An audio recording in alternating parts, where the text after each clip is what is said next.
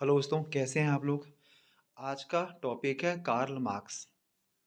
ये भी बहुत महान समाजशास्त्री थे और इन्होंने बहुत अच्छा योगदान समाजशास्त्र के क्षेत्र में किया हुआ है। चलिए हम लोग जल्दी से इसको स्टार्ट करते हैं और आज के पूरे वीडियो में इनका ख़त्म कर देंगे और प्रयास करेंगे कि मुख्य मुख्य चीज़ों पर ज़्यादा फोकस करें, क्योंकि एग्ज़ाम पास में है तो आप लोग बहुत अच्छे तरीके से रिवीजन कर रहे होंगे, पढ़ रहे होंगे, ये पूरी तरह आशा है। ठीक है, चलिए स्टार्ट करते हैं। इनका जन्म रशिया में हुआ, यूरोप में ही है ये। जेना विश्वविद्यालय से दर्शन शास्त्र में डॉक्टरेट मतलब पीएचडी की उपाधि इन्होंने प्राप्त की। और उनका जो थीसिस था प्रकृति के डेमोक्रिटियन और एपिकुरियन दर्शन के बीच अंतर पर। अक्सर कभी पूछ लेता है कि पीएचडी या जो शोध है उनका उसका क्या टॉपिक है। इनकी लोकप्रिय पुस्तकें जो जो हम रेड से हाईलाइट करें हैं वो ज़्यादा महत्वपूर्ण हमारी नज़र में है, तो आप उनको और बेहतर तरीके से पढ़ लीजिएगा। और जो ब्लैक में है इसका कतई मतलब नहीं है कि वो महत्वपूर्ण नहीं है। हाँ, आप उसको भी पढ़िएगा, बस थोड़ा सा ये हमें लगता है कि एग्ज़ाम पॉइंट ऑफ व्यू से ज़्यादा अच्छा है, इसको रेड कर दिया गया है। ठीक है, चलिए इनकी जो लोकप्रिय पुस्तकें हैं उन पर हम बात कर लें। इकोनॉमिक्स एंड फिलोसॉफिकल मैन्युस्क्रिप्ट क्या है ये, 1843 में लिखी इन्होंने। द कम्युनिस्ट मैनिफेस्टो बहुत बहुत बहुत इनकी जो इम्पोर्टेंट किताब है यह है। अक्सर एग्ज़ाम में पूछा गया है कई बार कि कम्युनिस्ट मैनिफेस्टो किसने लिखी है और किसके साथ लिखी है, तो ईगल के साथ लिखी है। दास कैपिटल ये 3+1 वॉल्यूम में है। द जर्मन विचारधारा, civil war in France, wage labour and capital value, the class struggle in France, ये और भी किताबें हैं। अब महत्वपूर्ण अवधारणाएं हैं। देखिए जब भी किसी थिंकर्स के बारे में हमने वीडियो बनाए हैं तो आप ध्यान दीजिए शुरुआत के जो इनकी इनका परिचय उनकी महत्वपूर्ण पुस्तकें और साथ में जो इनकी अवधारणाएं हैं वो सीधा सीधा बहुत इम्पोर्टेंट रखती हैं। वन लाइनर फैक्ट्स में ये पूछा जा सकता है कि ये अवधारणाएं किसकी हैं, यह किताबें किसकी हैं, यह किताबें किसकी नहीं हैं। इस तरह से आपको पता होगा तो आप बहुत अच्छे तरीके से इसको याद कर सकते हैं। चलिए अब आगे बढ़ते हैं। महत्वपूर्ण अवधारणाओं में क्या है, पहला है ऐतिहासिक भौतिकवाद, दूसरा है अलगाव, तीसरा है वर्ग संघर्ष और चौथा धर्म। देखिए ये महत्वपूर्ण अवधारणाएं हैं, ये महत्वपूर्ण अवधारणाएं हैं। और इसके साथ कुछ और भी टर्म उन्होंने दिए हैं, उनको भी हमने नीचे लिखा हुआ है। जैसे वैज्ञानिक समाजवाद व साम्यवाद के जनक हैं ये। अधोसंरचना, अधिसंरचना, दरिद्रीकरण, सर्वहाराकरण, पतित बुर्जुआ, सामाजिक परिवर्तन का सिद्धांत और अतिरिक्त मूल्य का सिद्धांत भी इन्होंने दिया है। ये सीधा टर्म है, आप यदि इनको याद कर लेंगे तो आपसे कोई भी प्रश्न इन कार्ल मार्क्स से जुड़ा हुआ शायद ही छूट पाएगा। ठीक है, चलिए आगे बढ़ते हैं हम लोग। ऐतिहासिक या द्वंद्वात्मक भौतिकवाद क्या है।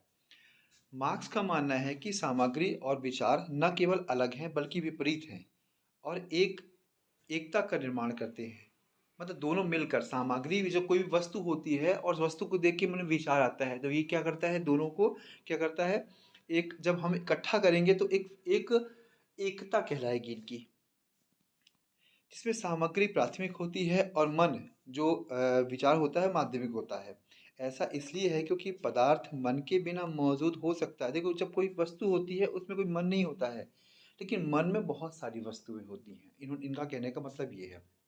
लेकिन मन बिना पदार्थ के अस्तित्व में नहीं रह सकता, क्योंकि ऐतिहासिक रूप से यह मतलब मन पदार्थ से बाहर विकसित हुआ है।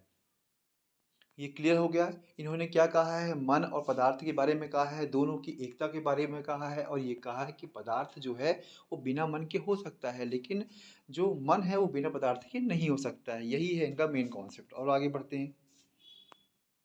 मार्क्स ने बताया कि हेगल का द्वंद्वात्मक आदर्शवाद उसके सिर पर खड़ा है, इसे दाहिनी ओर मोड़ना होगा। यह उन्होंने मामले को प्राथमिक और दिमाग को माध्यमिक बनाया। उन्होंने कहा जो हीगल ने कहा सेम यही बात कही थी, और उन्होंने उस बात को जो कहा था इनके अनुसार मार्क्स के अनुसार ठीक उल्टा था। जो उन्होंने कहा था वो सर के बल खड़ा था। एक बहुत अच्छी विचारधारा है कि सर के बल खड़ा था, इन्होंने उसको सीधा कर दिया। आदिम साम्यवाद से शुरू होकर उत्पादन का माध्यम 3 चरणों से गुजरा है, दासता, साम्यवाद और पूंजीवाद, इनके आधार पर है। देखिए, जो कॉन्सेप्ट है ना, उन कॉन्सेप्ट को आप ज़रूर पढ़ लीजिएगा, लेकिन जो ये फैक्चुअल बताया है हमने, अवधारणाएँ, किताबें, इनको यदि आप पढ़ लोगे तो आपको याद करने में बेहद आसानी होगी। अभी लग रहा होगा पहली बार ये मार्क्स पढ़ रहे हैं, या मार्क्स है, इतना कार्य करना पड़ेगा, क्वेश्चन कैसे आएँगे, क्या है? इन सब पे भी आप यदि फ़ोकस करो कि हम पढ़ लें, पढ़ने के बाद एमसीक्यू सॉल्व करेंगे तो आपको ज़्यादा ही अच्छा लगेगा। फिर देखते हैं अलगाव की अवधारणा। अलगाव एक्चुअली है क्या? अलगाव से तात्पर्य होता है अपने आप से विमुख हो जाना, स्व-विमुखता। सर्वप्रथम प्रयोग किसने किया है? रूसो ने किया है। पूंजीवाद व्यवस्था की उपज है ये। एक्चुअली है क्या अलगाव? ये वर्ग संघर्ष या पूंजीवाद जो समय था, उस समय में आपको ये देखने को मिलेगा। अत्यधिक मशीनीकरण से श्रमिकों का लगाव उत्पादन प्रक्रिया से नहीं रहता है। अत्यधिक शोषण एवं कार्य के कारण अलगाव के निम्न चरण होते हैं। देखो, जब कोई पहले के समय में कुटीर उद्योग होते थे तो वह खुद ही बनाते थे हर चीज़ें, कच्चा माल भी, उसका डिज़ाइन भी, और फाइनली उसको बेचते भी थे। तो क्या है, कहीं न कहीं उनकी भावनाएँ उसमें जुड़ी रहती थी। लेकिन परंतु इसमें क्या है, इसमें ऐसा है कि हम केवल एक मशीन के कल पुर्जे की तरह काम कर रहे हैं।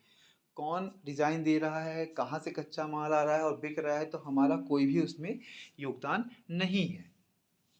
तो इस आधार पर अलगाव की जो समस्या उत्पन्न हुई, कैसे हुई? चरणबद्ध हुई। देखो, पहला है उत्पादन की प्रक्रिया से। जब उत्पादन हो रहा होता है तो एक मजदूर है, पर्टिकुलर कोई उसका अस्तित्व नहीं है, एक नहीं, दूसरा मजदूर, दूसरा तीसरा मजदूर, ऐसे करते करते मजदूर तो बहुत सारे आते और जाते हैं, और उनके स्किल का वो कहीं पर नाम नहीं होता कि ये वस्तुएं इस मजदूर ने बनाई है। तो कहीं ना कहीं उत्पादन प्रक्रिया से क्या होता है, उनका धीमे धीमे अलगाव, इंटरेस्ट खत्म होता है।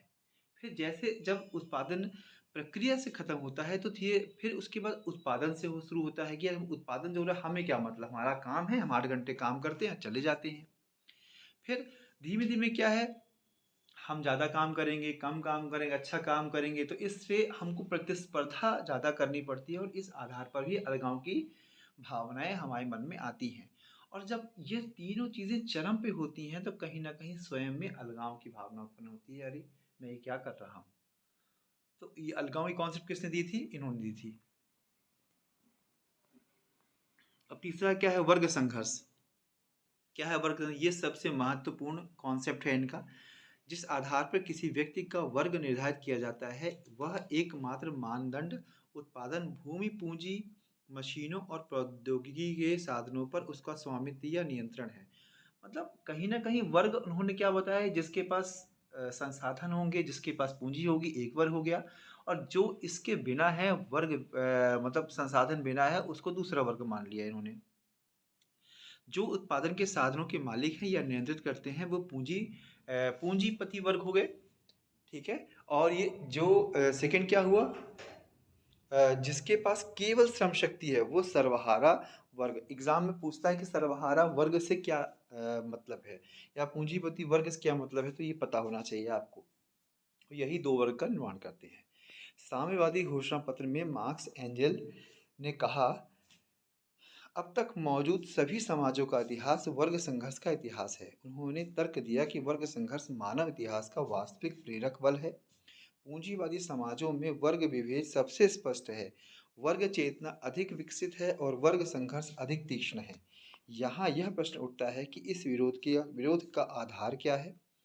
मार्क्स का उत्तर है कि बलों और उत्पादन के संबंधों के बीच विरोधाभास इस विरोध का आधार है। मतलब ये कहते हैं कि संघर्ष हमेशा होता रहा है, आज का या प्राचीन समय का, सभी का संघर्ष आपको देखने को मिलेगा। वहाँ क्या है, संघर्ष हो रहा है। संघर्ष हो रहा है मतलब एक कमजोर और एक क्षमतावान, ये दो समूह मान लें आप। इस तरह के समूह हमेशा किसी न किसी रूप में हर युग में विद्यमान रहे हैं, और उसका आपको संघर्ष देखने को मिला है। तो ये कहते हैं वर्ग संघर्ष का जो इतिहास है बहुत प्राचीन है।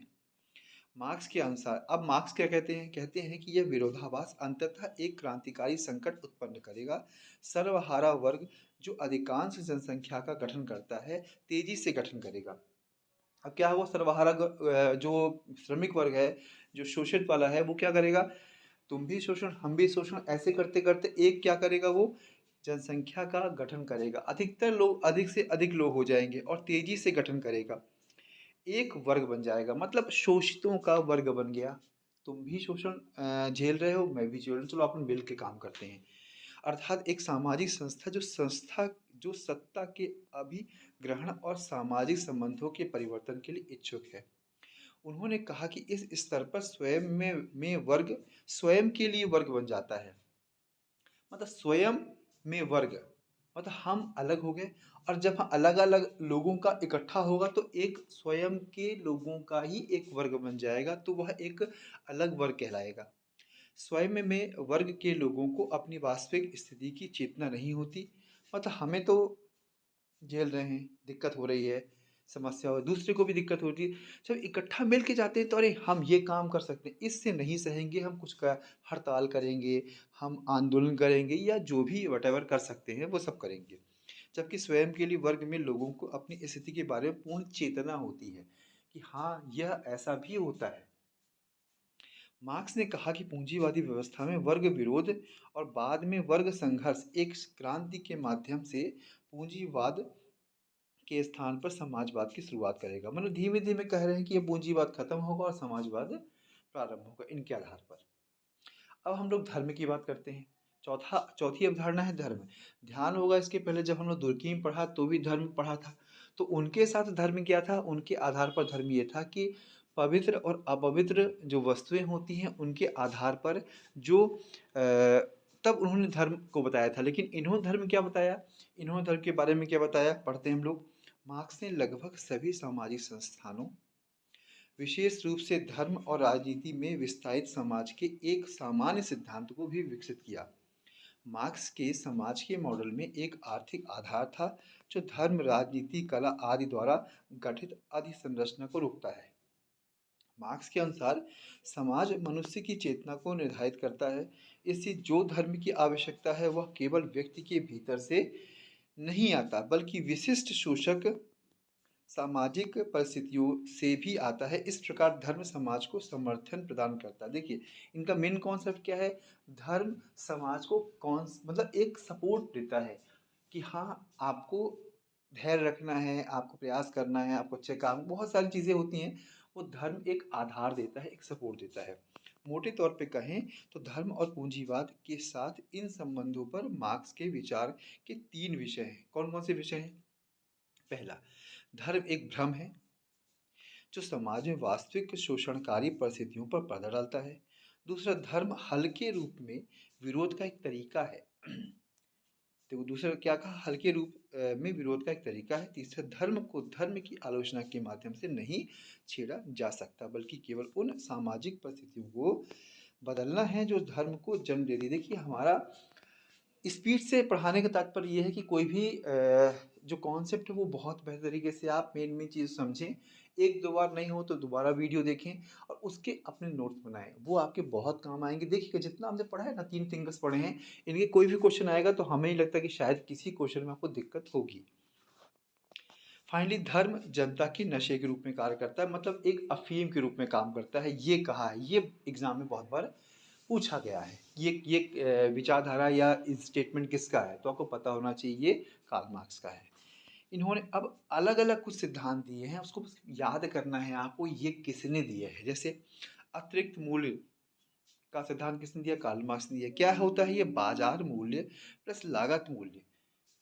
जो बाजार मूल्य होता है प्लस लागत मूल्य होता है, यह कहलाता है अतिरिक्त मूल्य। सर्वहाराकरण का भी इन्होंने कॉन्सेप्ट दिया है, वही जो आपको देखा है, मजदूर वर्ग हो गया, श्रम वर्ग हो गया। मिथ्या चेतना, ये क्या होती है? किसी वर्ग या समूह द्वारा वास्तविक परिस्थितियों को न समझकर स्वयं में गलत धारणा विकसित कर लेना ही मिथ्या चेतना है। ये शब्द से समझ में आ रहा होगा आपको। एशियाई उत्पादन प्रणाली, जिसने राज्य का भूमि, सिंचाई आदि संसाधनों पर एक अधिकार होता है, उसको इसको मार्क्स ने अपने समाजों के उद्विकास को प्राचीन समाज के बाद रखा है। बस एक शब्द समझा रहे हैं आपको, और ये है अधोसंरचना एवं अधिसंरचना।